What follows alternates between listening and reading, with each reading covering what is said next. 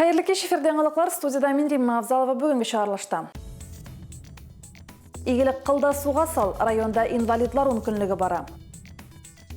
Ешіл чыршы басыпты Мүслим түрінде яңа йылға әзірлік башланды. Йылдызға ұнсырау, китапханада абонементлар үшін қызықлы проект тәқдим етілі. Хәзерләргә һәм башка вакыйгалар хакында тулырак. Чыгарылышны сөенечле хәбәрдән башлыйбыз. Мөслим телевидениесе инновациялар августа агро белән бәйгесендә 3нче урынга лаек булды. Бәйге журналистлар өчен оештырылган иде. Конкурсның бүләкләү тантанасы Татарстан Республикасы Авыл хуҗалыгы министрлыгында үтте. Август компаниясы районның төп инвесторларынан берсе. Август Мөслим агрофирмасының районда 31 000 гектар җире бар. Шуның күп өлешен бертекле культуралар били.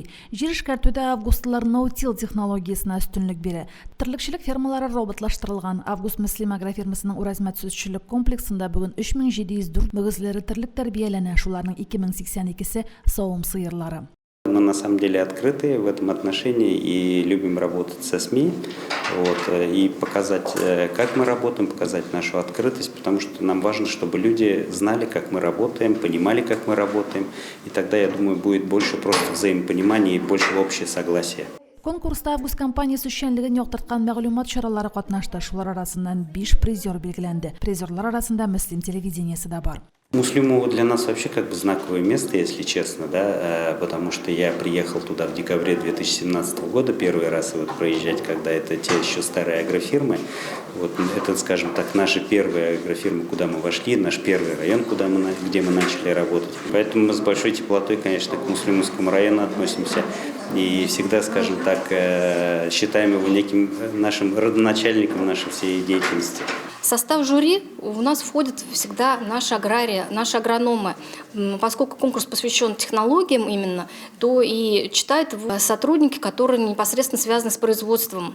Они его читают, конечно, не как журналисты, они его рассматривают, работу оценивают как обыватели, как читатели и как эксперты по растениеводству. Республика мәгълүмат чаралары белән бер рәттән Мөслим телевидениесенең дә җиңү яулавы сөенечле. Бу әлеге бәйгедә икенче җиңүебез. Бәйгене оештыручыларга рәхмәт, җиңүләребез дәвамлы булсын. Римма Авзалова, Динар Нуретдинов, Мөслим телевидениесе. Бүгін Ватан геройлары көне билгеләп үтелә. Бу көнне 1769 елда Екатерина II тарафыннан изге Георгий ордены кертелә. Бу көнне Советлар Союзы геройлары Россия Федерациясе каһарманнары хөрмәтләнә. Ватан геройлары хөрмәтенә төрле чаралар оештырыла. Мөслимнең җиңү һәм хезмәт дан мемориал комплексында да Ватан геройларын искә алып чәчәкләр салдылар. Дәвам итәбез. Инвалидлар декадасы бара. Узып баручы атнаның һәр вакыйгасы әлеге декада кысаларында үтте. Шуларның иң масштаблысы Прородитель региональ проекты белән бәйле. Проект әтиян илләр иҗтимагый эшчәнлеген берләштерүгә юнәлтелгән. Инвалидлар үнкенлеге кысаларында Прородитель проекты зур чара оештырды. Чарада район мәктәпләренең әтиләр советы рәисләре, күп балалы, тәрбиягә бала алучы гаиләләр, сәламәтлек мөмкинлекләре чикле райондашларыбыз катнашты. Теманы Лилия Шәймиева дәвам итә. Район мәдәният йортында узган чарада әтиләр берлеге Татарстан Республикасы иҗтимагый оешмасы рәисе урынбасары Әмир Мамин катнашты һәм әтиләр берлеге иҗтимагый оешмасы эшчәнлеге белән таныштырды. Мероприятие очень полезное. Здесь много будет решаться вопросов в пользу детей, не только детей-сирот, приемных детей, но и детей, которые родители воспитывают кровных детей. У нас есть вопросы, касающиеся наших приемных детей. Надеюсь, что мы положительные ответы получим на эти вопросы. Менің де өзім балалар тәрбиелем, енді бек көп балалар барып тәрбиелеп өстердім. Мен енді ойлаймын, енді балалар шулай әтиләр белән, мәктәп эшчәнлекләре белән эшләү бик кирәкле дип уйлыйм инде. Аларның киңәшләре кирәк. Һәм инде без берлектә эшлибез. Мәктәпләргә барып, балалар белән, шул әти-әниләр комитетлары белән, мәктәп белән тыгыз элемтәдә эшлибез, яшибез. Әтиләр берлеге республикадагы иң зур ата-аналар берләшмәсе. Һәрбер районда әтиләр берләшмәләре эшләп килә. Берләшмә эшчәнлегенең төп максаты традицион гаилә мөнәсәбәтләрен пропагандалау һәм саклау. Әтиләр балалар белән сөйләшеп, киңәшләшеп, инде уй-фикергә килергә, бер-берсен аңлап бетерергә. Әлбәттә, ират кешегә, малай кешегә нык файдалыдыр дип уйлыйм. Чөнки кыз кешегә инде якынрактар әни кеше, әни белән күпчелек киңәшләсә, сөйләшә, үзләренең серләрен сөйләшә, малай кешегә әтинең воспитаниесе Шунан кирәклеге күбрәктер дип уйлыйм. Бу әтиләр советының эшчәнлеген, файдасын күрәм. Кызым белән постоянно уртага салып сөйләшәбез, общий язык безнең. Ул күпчелек миңа, әтисенә мөрәҗәгать итә. Кыз бала булса да, без аның белән bütün проблемаларны хәл итәбез. Про ата-ана республика проекты белгечләре семинарлар да үткәрде. Белгечләр көн кадагындагы мәсьәләләр буенча ата-аналар белән 4 мәйданчыкта эш алып барды. Бүген бу әтиәниләр белән психологлар эшли. Психологларга әтиәниләр үзләрен борчыган сорауларны бирә алалар. Һәм психологларда әниләргә, әтиләргә мөмкин кадәр үзләренең киңәшләрен бирәләр. Бу көнне район үзәк хастаханәсендә тор белгеч табиблар да эшләде. Белгечләр район поликлиникасының балалар бүлегендә башлангыч чорда авыруны ачыклау максаты белән сәламәтлекләре шикләнгән райондашларыбызны кабул итте. Ну, по программе мобильной помощи мы ежегодно выезжаем к детям по Республике Татарстан, в каждый район практически, и осматриваем детей с ограниченными возможностями здоровья. Сегодня мы приехали в Муслюмово. Наша мобильная бригада состоит из 2 докторов, дефектолог, психолог, логопед и врач функциональной диагностики, который проводит обследование детям. Район үзәгенә табиблар килү бигәйбәт инде, шәһәр җиренә барып йөрис түгел, балаларны шушында күрсәтәбез. Бик уңайлы һәм бик җайлы, без бик канәгать. Балаларны бу көнне психиатр, логопед, дефектолог, реаниматолог, ЛФК һәм башка белгечләр карады. Лилия Шәймиева, Динар Нуретдинов, Мөслим телевидениесе. Бу көннәрдә мәктәпләрдә хәйрия ярминкәләре үтте. Шул рәвешле балалар хәйриячелеккә үзелешен кертә. Укучылар өчен бу тәрбияви чарада булып тора. Балалар кичкенәдән игелек кылырга, кеше хәленә керә белергә өйрәнеп үсә. Мөслим лицейында үткән хәйрия ярминкәсе турында алдагы сюжетта. Лицейда үткәрелгән игелеккә бер адым хәйрия ярминкәсендә быел 52 мең сум акча җыелды. Укучыларның әниләре, әбиләре дә ярминкә буласын белеп, иртән үк торып эшпишмаклар, кыймаклар, башка төр камыр ризыклары пешереп җибәргәннәр. Өйдә пешерергә мөмкинлеге булмаганнар кибеттән дә сатып алып килгән. Әлеге хәйрия акциясе безнең ел сайын уздырыла. Былтырда укучылар бик актив катнаштылар. Әлеге уку елында да күреп торасыз, ярминкәбез төрле. Бик зур рәхмәт укучыларга, әти-әниләргә шушы хәйрия акциясына өлешләрен керткәннәре өчен. Укучылар, әти-әниләр бик теләп ярминкәгә катнашалар. Күп кенә пешкән әйберләр алып киләләр, кулдан ясалган әйберләр алып киләләр. Һәм инде бу акчалар, шу ярминкәдән кергән акчалар безнең мөмкинлек лицейда укучы мөмкинлекләре шикләнгән балаларга бирелә. Иң мөһиме бу чарадан бер генә укучыда читтә калмаган. Җыелган акчага лицейда белем алучы сәламәтлекләре шикле балаларга адреслы ярдәм күрсәтү, инвалид балалар тәрбияләүче хезмәткәрләргә ярдәм итү күздә тотыла. Мин мәгариф министры буларак бу ярминкәләрдә оештыруда катнашам. Без бу хәйрия ярминкәсендә еш катнашабыз һәм бик актив. Миңа әнием печенье пешереп җибәрдем. Аны бик яратып алалар. Мин үземнең өлешемне кертүемә бик шатмын. Безнең музейбездә игелек ярмаркасы һәр ел үткәрелә. Без инде анда бөтенебездә бик актив катнашабыз теләп һәм без бик шатбыз. Гимназиядә хәйрия ярминкәләре аеруча киң масштабта узды. Ноябрьнең соңгы атнасыннан башланган бу чара 8 декабрьгә кадәр дәвам итте. Ярминкәдә барысы 55 мең сум акча тупланган. Лилия Шәймиева, Динар Нуретдинов, Мөслим телевидениесе. Мөмкинлекләре шикле булса да рух ныклыгы белән сокландыра алар. Мөслим авылындагы мөридүче Рәмзил Хөрмәтуллин шундыйларның берсе. Тормышны яратуы көчле Рәмзилнең тормышта төп терәге хәләл җефәте Ландыш. Ландыш һәм Рәмзил Хөрмәтуллиннар турында алдагы материалда. Ландыш белән Рәмзил Хөрмәтуллиннар авырлыклар алдында баш имичә барлык киртәләргә бергә каршы торырлык көчле гаилә. Гел бергә алар. Район үзәк китапханәсенә гаиләләре белән юл итәргә килгәч, күреп сөйләштек без алар белән. Гаилә башлыгы Рәмзилнең моннан 5 ел элек бик каты хәле китә. Тәне уттай кыза, күз аллары караңгылана башлый. Анализлар биргәч, Рәмзилнең бөере эшләнмәгән ачыклана.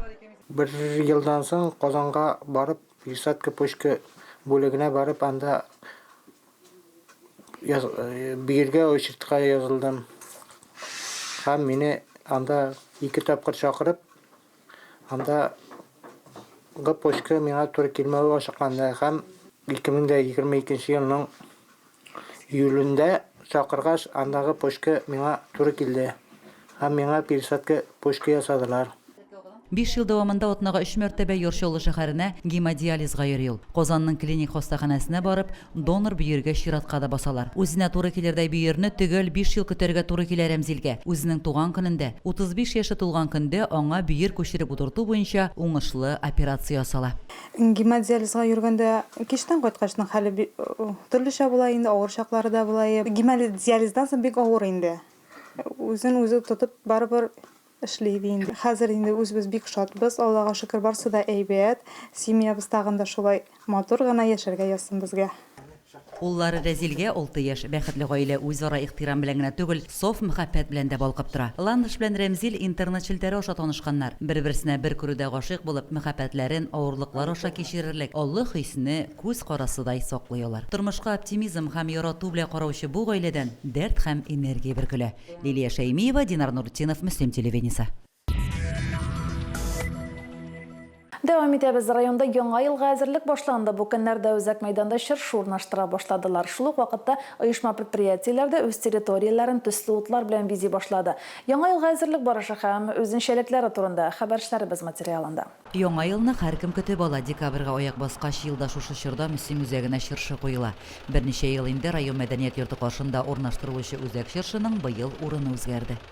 Елда шулай чыршы куябыз инде. Үзәк мәйданында быел урын чүп кенә үзгәрттек. Былтыр Дом-Күтер каршында булса, быел Серсемскида килгән кунакларга матур булып сакланып торсыннар шул. Мөслим йөрәге скверында балкып торачак чыршының тимер конструкциясын районның төзекләндерү һәм яшелләндерү унитар предприятиесе егетләре урнаштырды һәм ылыслар белән бизәде. Узган елдагы кебек быел да чыршы табигый ылыслар белән бизәлде. Монда инде балаларга да, килгән кунакларга да җайлырак булсын дип, уңышлырак булсын дип, шуңа монда үзгәртергә уйладык. Урыннан кала берсә инде администрация әйткән соракка басны җитештерәбез, сәхнәләрне дә җитештерәбез алар берсә. Тимер конструкция караганда инде шын ылыс ботакларга бизәлү үзе бер моторлык, үзе бер гүзәллек булып торачак инде. Үзәк чыршыда утлар рәсми төстә 16 декабрь көнне 16 сәгать 30 минутта кабыныр дип көтелә. Әлеге чарага барлык райондашларыбызны да көтеп калабыз. Лилия Шәймиева, Динар Нуртдинов, Мөслим телевидениесе. Алга таба авыллар да картая. Яшьләр шәһәрдә яшәүне кулай күрә, авылда нигездә өлкәннәр кала. Ялгыз яшәүче өлкәннәргә ярдәм итәргә ярыйлы социаль хезмәткәрләр бар. Алар өлкәннәрнең төп ярдәмчеләре.